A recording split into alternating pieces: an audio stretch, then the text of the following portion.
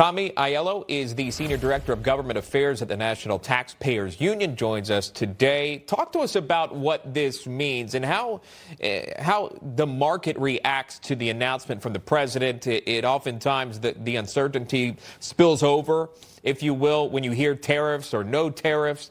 Make sense of that if you can for us. Well, I think there was a big sigh of relief on both sides of the Atlantic yesterday with this announcement, and that's why the market responded so resoundingly in the positive.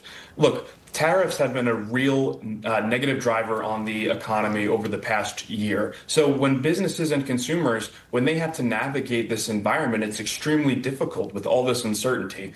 And, there's been a report out that said Americans are paying 96% of the tariffs and other countries are paying 4%. So when we look at these tariffs holistically, it really is really bad for the American economy. And I think that's why there was this really big move yesterday. And I think that's hopefully good news moving forward. Investors like it, up 400 points. The Dow, we see that live happening here.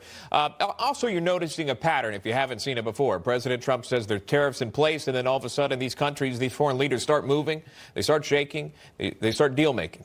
Also at the Economic Forum, the CEO of Citadel, a hedge fund and financial services company, Ken Griffin, he spoke on this, and it may surprise many people, how the Biden administration's economic policies poorly impacted American businesses. Watch. You cannot imagine how painful it was each and every day under the Biden administration to look at what new crazy proposal was being put into place to solve a problem that didn't even exist.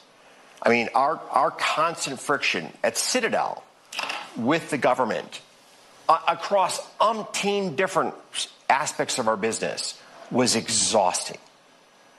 And to have that literally end on one day, Election Day, just gives you so much energy as an entrepreneur to go back and build your damn business. There were so many decisions that were so poorly thought out in terms of economic consequences.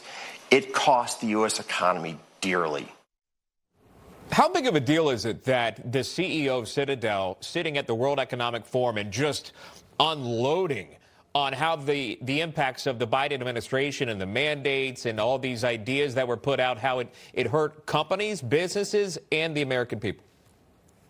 I mean, Joe Biden might go down as the worst president for businesses in American history. And, he said it cost the American economy dearly. There's been studies that have shown that Joe Biden's regulations, mandates, and rules cost the American economy $1.8 trillion.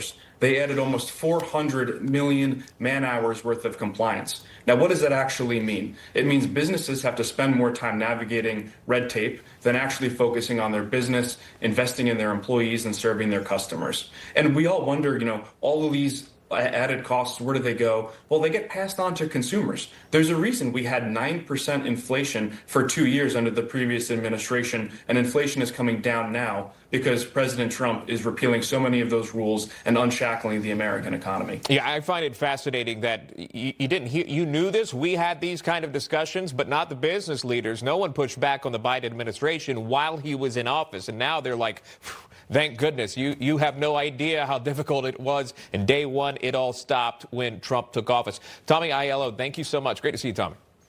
Thank you. A lot